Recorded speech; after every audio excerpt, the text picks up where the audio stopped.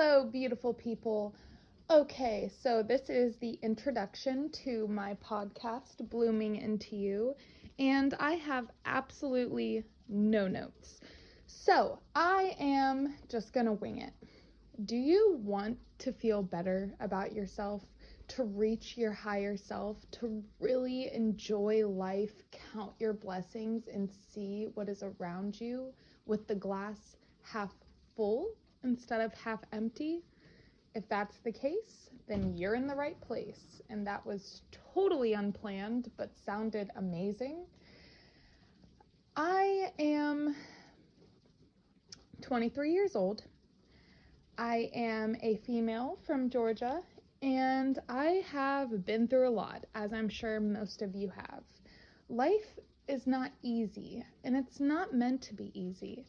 It's hard, it has its ups, it has its downs, and a lot of the times it's so easy to go in the direction of negative thinking and negative feelings and spiral down into this slump where you have this cloud of craziness and stress and frustration around you that you just can't seem to shake no matter how hard you try. I've been there, and I still get there every here and again. I'm human, you're human. It's normal to feel human emotions, and that includes all of them. When we're great, when we're doing good, it feels like that time is never going to end. And then when it does, a lot of us get so overwhelmed with that being our space. And we think it also is going to last forever and be there forever. But the blessing in disguise, the silver lining, is that it's not. We're all gonna go through different waves of feelings and stress and situations in life that we just can't handle. Nobody can predict what's actually going to happen. And that's a good thing, while it's also a bad thing. As humans, we need to know what's going on while also not know what's going on. We have to be able to predict certain things and be able to mold to other things that we cannot predict. That being said, in this first podcast, I am going to talk about journaling and the benefits of journaling for myself and through my experience. Journaling has always been something that I kind of enjoyed, but didn't really know, I guess, how to journal. And there's no specific way on how to journal. It really is just what works best for you. Some people like prompts. Some people like to just go and vent and let it loose and see where the page and the pen takes you. Some people need to be asked questions, and some people like to write bulletin points. I personally journal all types of different things, but for me, I specifically enjoy writing. Just writing and seeing where my mind takes me, what I'm feeling in that moment, what I'm feeling in my body, what I'm feeling in my head space and my heart, what's weighing heavy, and then counteracting that with everything good in life. Journaling has a lot of benefits, such as stress relief and being able to just get your feelings and your emotions out, whether it be on paper, whether it be to yourself speaking, whether it be venting, just allowing yourself to voice what's actually going on inside of you is so beneficial for your mental health. And that's why it's so important to have such a good support system, because a lot of people that don't really get journaling or don't really want to journal, it's nice to have that outlet.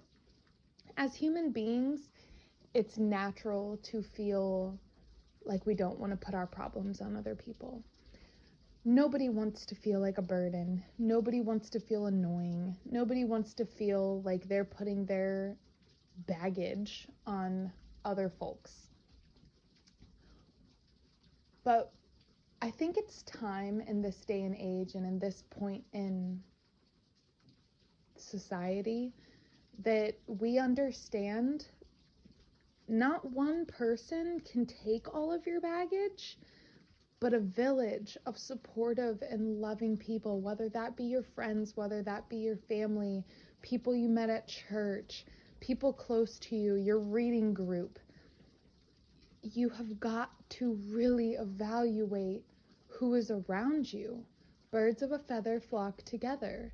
If you do not have people around you that want you to shine, that you want you to succeed in life, to reach your goals, to congratulate you once you get there and have you push forward and help you see that there is a bright side to everything, there is a lesson in everything, then that's really, really detrimental. Mental health is a crisis. Everyone deals with it. Whether you have anxiety or bipolar or depression, an eating disorder, all of it, any of it, all of it together, separately, one thing, 8. We all struggle and deal with mental health in our own ways. Trauma, things that we couldn't control that happened and overtook us and made us feel as if we were that version of whoever we were in that moment or whoever someone else made us feel like. But the thing is, you can change that. You can always write your story and make it go in whatever direction you want it to go in. It's not a specific linear line. It's not one path and everything has to be perfectly just like this or else it's not going to play out the way you want it to. You have to be able to let go. You have to be able to release it, to give it to the universe, to do what you need to do, to just lean back and relax. Trying to control situations is only going to make the situation more intensified, cause more pain for whatever's going on because you didn't get the outcome you wanted and now you're frustrated. Now you're even more frustrated than when you first thought about the situation. And then that piles on and piles on and piles on. And before you know it, you have this web of frustration and you don't even know where to start, to pick it apart, to start facing these demons that you have. And that is why journaling can really, really take you places that you've never dreamed of. Journaling is when you are with yourself. You can write whatever you feel, whatever you want, whatever is going on for you, whatever hard time, hardship you are going through. And you don't have to worry about that judgment. If you have nobody else in your life at this very moment that you can turn to, you can always turn to yourself. That's where it starts. Talk to yourself. Be kind to yourself. Help heal yourself. Get your thoughts out. Validate yourself. Understand that no issue, no problem, nothing in your life can be judged by yourself unless you allow it. Unless you allow your inner critic to eat you up and become you, to take you over. You are not your inner critic. You are not your mental illnesses. You are not your trauma. You are not your friends. You are not your family.